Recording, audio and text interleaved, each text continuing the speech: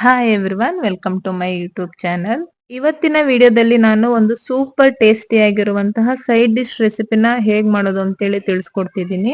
ಅನ್ನ ಬೇಳೆ ಸಾಂಬಾರ್ ಮಾಡಿದಾಗ ಅಥವಾ ಅನ್ನ ರಸಂ ಮಾಡಿದಾಗ ಈ ಸೈಡ್ ಡಿಶ್ ನ ನಾವು ಮಾಡ್ಕೊಂಡ್ರೆ ಒಂದು ತುತ್ತು ಎಕ್ಸ್ಟ್ರಾ ಸೇರುತ್ತೆ ಅಂತಾನೆ ಹೇಳ್ಬೋದು. ಅಷ್ಟು ರುಚಿಯಾಗಿರುತ್ತೆ ಈ ರೆಸಿಪಿ. ಮತ್ತೆ ಚಿಕನ್, ಮಟನ್, ಮೊಟ್ಟೆ, ಹಾಲು ಇದೆಲ್ಲದಕ್ಕಿಂತ ಹೆಚ್ಚು ಪ್ರೋಟೀನ್ ಇದು ಹೊಂದಿರುತ್ತೆ.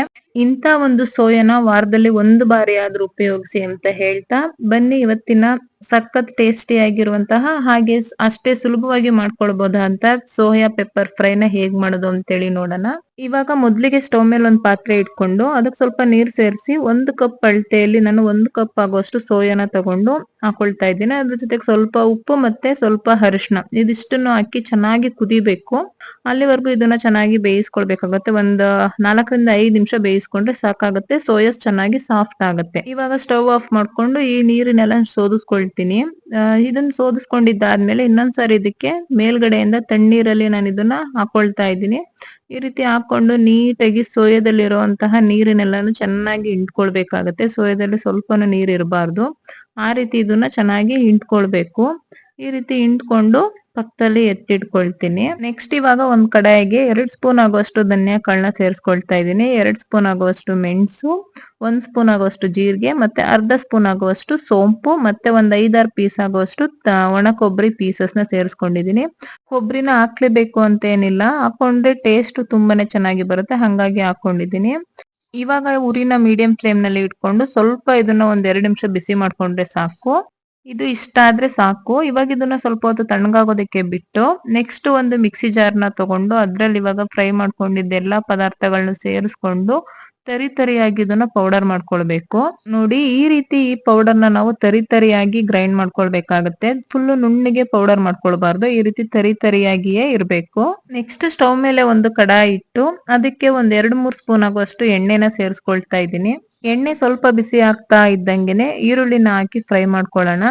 ಈರುಳ್ಳಿ ಬಂದು ಒಂದು 3 ಈರುಳ್ಳಿನ ನಾನು ಸೇರಿಸ್ಕೊಂಡಿದ್ದೀನಿ. ಮೀಡಿಯಂ ಸೈಜ್ ಈರುಳ್ಳಿ. ಎಷ್ಟು ಬೇಕಾದ್ರೂ ನೀವು ಈರುಳ್ಳಿನ ಸೇರಿಸ್ಕೊಳ್ಬಹುದು.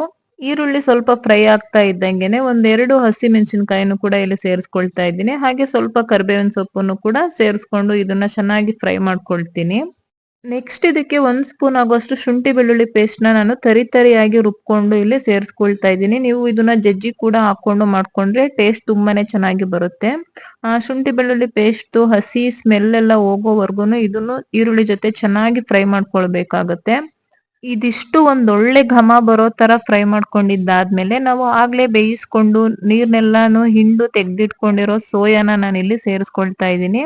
ಇದ್ರ ಜೊತೆಗೆ ಸ್ವಲ್ಪ ಉಪ್ಪನ್ನ ಸೇರಿಸ್ಕೊಳ್ತಾ ಇದ್ದೀನಿ. ಬೇಯಿಸ್ಕೊಳ್ಳುವಾಗ್ಲೇನೆ ನಾವು ಉಪ್ಪನ್ನ ಸೇರಿಸಿರ್ತೀವಿ, ಹಾಗಾಗಿ ನೋಡ್ಕೊಂಡು ಇಲ್ಲಿ ಉಪ್ಪನ್ನ ಸೇರಿಸ್ಕೊಳ್ಳಿ.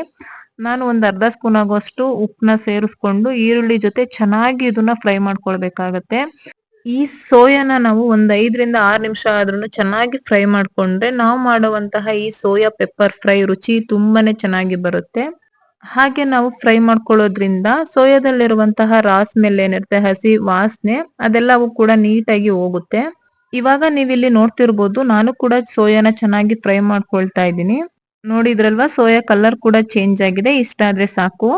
ಇವಾಗ ಇದಕ್ಕೆ ನಾವು ಆಗ್ಲೇ ಹುರಿದು ಪುಡಿ ಮಾಡ್ಕೊಂಡಿರುವಂತಹ ಪೌಡರ್ ಏನಿತ್ತು ಅದನ್ನ ಇಲ್ಲಿ ಸೇರಿಸ್ಕೊಳ್ತಾ ಇದ್ದೀನಿ. ಜೀರಿಗೆ ಮತ್ತೆ ಮೆಣಸು, ಒಣಕೊಬ್ರಿದ್ದು ಪೌಡರ್ ಏನ್ ಮಾಡ್ಕೊಂಡಿದ್ದೆ ಅದನ್ನ ನಾನಿಲ್ಲಿ ಸೇರಿಸಿ ಚೆನ್ನಾಗಿ ಈ ಸೋಯಾ ಜೊತೆ ಮಿಕ್ಸ್ ಆಗೋ ರೀತಿ ಇದನ್ನ ಫ್ರೈ ಮಾಡ್ಕೊಳ್ತಾ ಇದ್ದೀನಿ.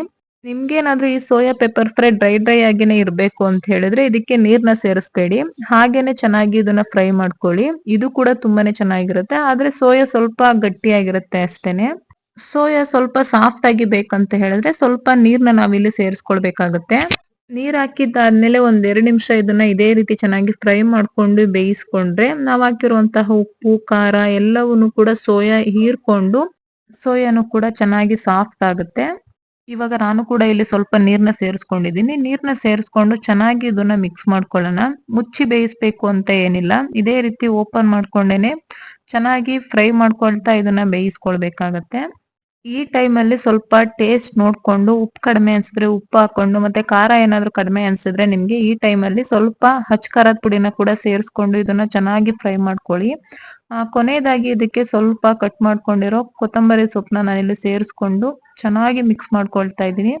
ಇಷ್ಟೇ, ಇದಕ್ಕೆ ಬೇರೆ ಏನು ಸೇರ್ಸೋದ್ ಬೇಕಾಗಿಲ್ಲ. ಇದಿಷ್ಟು ಕಡಿಮೆ ಪದಾರ್ಥಗಳನ್ನ ಬಳಸ್ಕೊಂಡು ಕಡಿಮೆ ಟೈಮ್ ಅಲ್ಲಿ ಒಂದು ಸೂಪರ್ ಆಗಿರುವಂತಹ ಸೈಡ್ ಡಿಶ್ ನ ನಾವು ಮಾಡ್ಕೊಳ್ಬಹುದು. ಊಟದ ಜೊತೆಗೆ ಸೈಡ್ ಡಿಶ್ ಆಗಂತೂ ಸಖತ್ತಾಗಿರುತ್ತೆ. ಅನ್ನ ರಸಂ ಮಾಡಿದಾಗ ಅಥವಾ ಅನ್ನ ಬೇಳೆ ಸಾಂಬಾರ್ ಮಾಡಿದಾಗ ಈ ತರ ಒಂದು ಸೈಡ್ ಡಿಶ್ ಜೊತೆಗಿತ್ತು ಅಂತ ಹೇಳಿದ್ರೆ ಒಂದು ತುತ್ತು ಎಕ್ಸ್ಟ್ರಾ ನಾವು ಅನ್ನನ ತಿಂತೀವಿ. ಹಾಗೆ ಇದು ಚಪಾತಿ ಜೊತೆಗೂನು ಒಂದು ಒಳ್ಳೆ ಕಾಂಬಿನೇಷನ್ ಅಂತಾನೆ ಹೇಳ್ಬೋದು. ಮತ್ತೆ ಇದು ಅಷ್ಟೇ ಆರೋಗ್ಯಕರವಾಗಿರುವಂತಹ ರೆಸಿಪಿನೂ ಕೂಡ. ಖಂಡಿತ ನೀವು ಒಂದ್ಸಾರಿ ಟ್ರೈ ಮಾಡಿ. ನೋಡಿದ್ರಲ್ವಾ, ಇಷ್ಟೇ ಈ ಸೋಯಾ ಪೆಪ್ಪರ್ ಫ್ರೈ ರೆಡಿ ಆಯ್ತು. ಈ ಸೋಯಾನ ನಾವು ವಾರದಲ್ಲಿ ಒಂದು ಬಾರಿ ಆದ್ರೂ ಉಪಯೋಗಿಸ್ಬೇಕು. ಯಾಕಂದ್ರೆ ಚಿಕನ್, ಮಟನ್, ಹಾಲು, ಮೊಟ್ಟೆ, ಪನ್ನೀರ್ ಇದೆಲ್ಲವಕ್ಕಿಂತ ಹೆಚ್ಚು ಪ್ರೋಟೀನ್ ನ ಇದು ಹೊಂದಿರುತ್ತೆ.